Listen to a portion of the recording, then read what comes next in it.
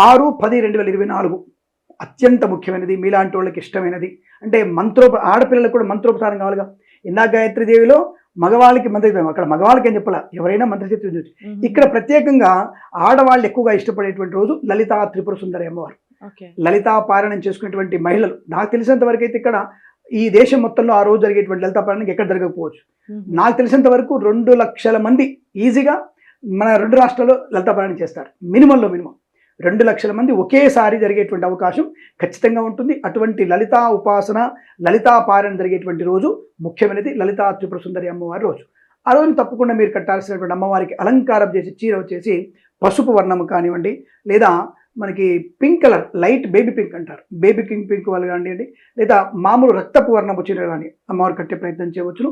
రెండవది ముఖ్యమైనది, ఈ రోజున చిలకపచ్చ వస్త్రం కూడా కడుతూ ఉంటారు కొంతమంది. ఎందుకు? ఇక్కడ కంచి కామాక్షి అమ్మవారికి రూపధారణ అంటే రూపంలో ఉంటుంది కాబట్టి అక్కడ అమ్మవారికి ఆకుపచ్చ చీర కడతారు. కాబట్టి అలా కొంతమంది చెరుకు గడని, కంకి అంటే మనకి రైతు కొట్టేటువంటి కంకులు ఉంటాయి కదా, జొన్న కంకుల్ని, ఈ 2 ధరించి ఉంటుంది అమ్మవారు. కాబట్టి ఆకుపచ్చ వర్ణపు చీర కూడా కట్టే అవకాశం ఖచ్చితంగా ఉంటుంది. అటువంటి చీర కూడా అమ్మవారికి కట్టవచ్చును. అరుణాం కరుణా తరంగితాక్షిం ధృతపాశాంకుచ పుష్పబాణ చాపం అనేటువంటి లలితా సహస్రనామ పారాయణం నిరంతరం జపం చేసుకోవడం విశేషము. ఈరోజు విశేషంగా అమ్మవారికి నిమ్మకాయ పులిహోర, దద్యోదనము, మహానైవేద్యము, తర్వాత జంతికలు చిట్లాలు ఉంటాయి, అవి అమ్మవారికి తప్పకుండా పెట్టాల్సిన విశేషం. అలాగే మనకి బాలా త్రిపుర సుందరి రోజు కూడా మీరు ఈ జంతికలు చక్రాలు పెట్టాలి. అంటే చిన్నపిల్లలు ఇష్టపడి అక్కడ ఇక్కడ అమ్మవారికి ఇష్టమైన పదార్థం ఏంటంటే కరకరలాడుతుండాలంటుంది అమ్మవారు. ఆ కరకరలాడుతున్నటువంటి పదార్థం మీరు అడగవచ్చు, స్వామి ఇవన్నీ పురాణం చెప్పారు, అమ్మవారు చెప్పిందా అంటే దేవి పురాణం స్పష్టంగా చెప్పింది. ఏమిటి ఎందుకు పెట్టాలనే విషయంలో మన కోసం పెట్టినటువంటివి దవడలన్నీ కూడా చలికాలంలో దగ్గరికి అయిపోతాయి. మన గురించి ఆలోచించి పెట్టిన అంతే. అయితే ఆ పిల్లలకి పెట్టడం వల్ల ఈ డెంట్ ఎక్సర్సైజ్ అవుతుంది, పంటి ఎక్సర్సైజ్ అవుతుంది వాళ్ళకి.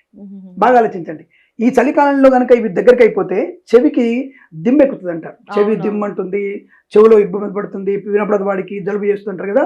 ఈ మమ్స్ అనేవి వస్తాయి మీకు ఈ టైంలో, మమ్స్ ఎక్కువగా వస్తుంటాయి. అంటే గవద బిళ్ళ కాకుండా ఒకటి లావు అవుతుంటాయి, వాటి మమ్స్ అంటారు ఇంగ్లీష్లో. అంటే అటువంటివి రాకుండానికి ఒక పంటి ఎక్సర్సైజ్, పంటి వ్యాయామం. కాబట్టి ఈరోజు మనం తప్పకుండా ఇవి తినాలని అర్థం. ఇవన్నీ కూడా పెట్టింది అమ్మవారి కోసం కాదు, చెప్పాం కదా.